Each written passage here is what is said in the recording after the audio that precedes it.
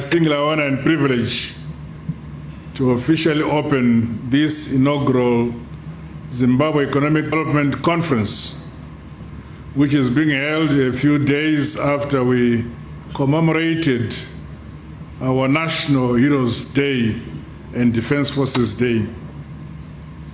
It is my hope that the ultimate sacrifice made by the gallant sons and daughters will continue to inspire us as we fight for the economic development, modernization, and industrialization of our motherland, Zimbabwe, as we march towards our Vision 2030.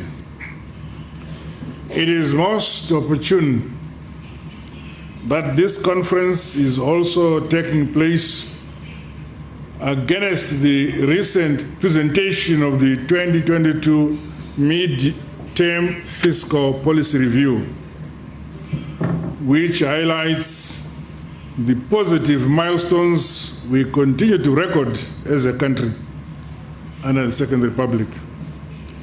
The theme, quote, accelerating economic transformation through evidence-based policymaking, end of quote, is apt and highlights my government's quest to mainstream evidence and research so that it informs policies and measures which are necessary to vault holistic economic development, which also ushers our people out of poverty and into prosperity. The concerted use of evidence in policy making will go a long way towards strengthening and fine-tuning the macroeconomic fundamentals of our economy. In an environment where our country still suffers from the albatross of the illegal economic sanctions, the evidence-based approach of policy making will undoubtedly ensure that our economy produces more value with each dollar that government spends on our various projects and programs. I'm informed that the government holds 76% of purchasing power in the economy.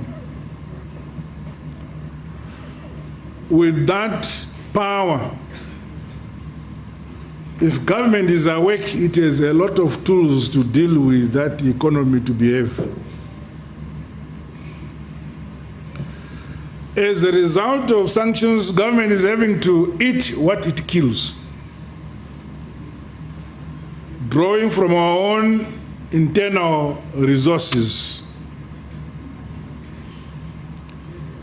Reliable evidence as an input for policy development is therefore imperative for high-quality decision-making towards the prudent allocation of resources and improvement of service delivery and other public goods. The benefits of well-informed decisions or decision-making processes are indeed immense and include increased capacity for effective policy design, effective program implementation, and a better monitoring of performance, among others. And all this can only be accurately achieved if we depend on valid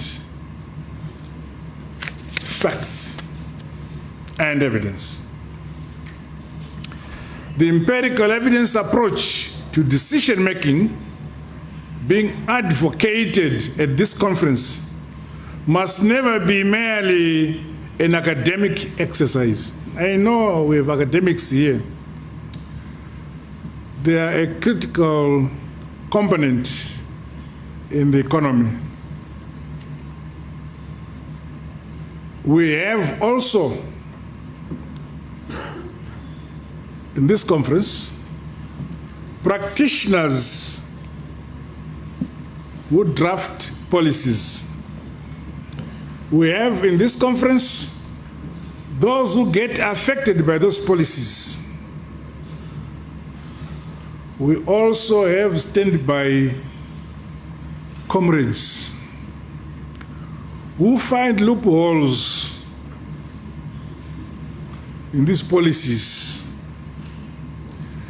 But all these stakeholders are citizens of our country. The roles of some are more honorable than the roles of others. But at the end of the day, like Guamatanga said, you all have one lunch, one breakfast, one dinner, and they sleep on one bed. I can go on and on. Essential conditions for developing close links between service goals, implementation actions, and high-impact projects and programs for the betterment of the quality of lives of our citizens and people must be the ultimate objective of every stakeholder in our economy, in our society. This conference must therefore conceptualized as part of my government's efforts towards developing policy-relevant evidence, including processes within government that allow for the use of evidence on the efficiency and effectiveness of policy interventions. At any one time in the course of every nation, society puts up its daughters and sons to captain the ship of the country. And today you are the captains of the nation, and history has put you up for that purpose. I hope you be remembered for being resolute and patriotic about your country. Or you may be remembered as the group of a generation that undermined the development of their own country.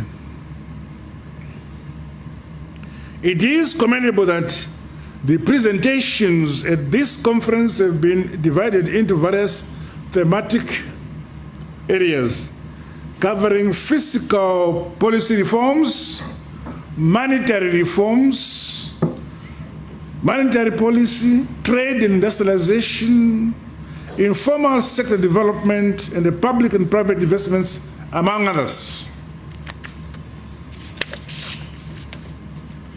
None of these thematic areas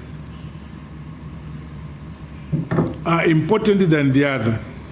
They are both and all critically important. And we should give them due respect. With that due respect given by the country and by government, then the participants in these different and various thematic areas should be honest in formulating policy and interrogating challenges to find solutions. This dovetails with my government's desire to build knowledge that will inform future budget and policy decisions. And going forward, the temptation of thumb-sucked approaches must be eliminated under the Second Republic. Policy decisions shall be based on sound evidence through the use of broader factual and empirical inputs for ongoing policy development and program improvement.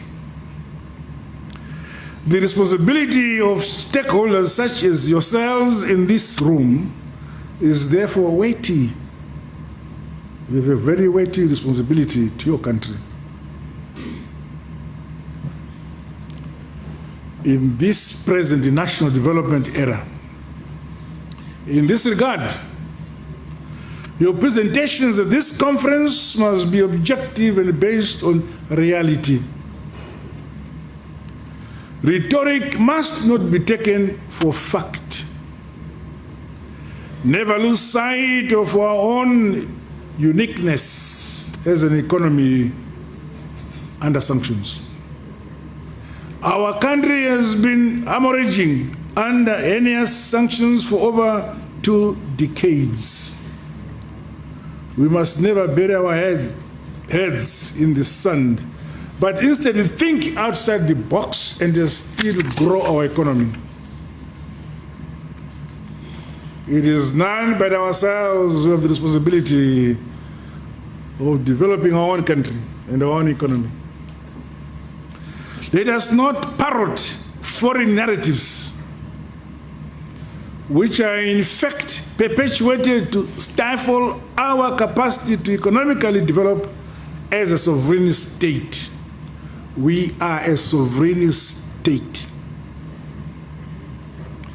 Our discourse must be informed by our own national interests and the fact that, as I always say, nyika inovakwa nevene vayo.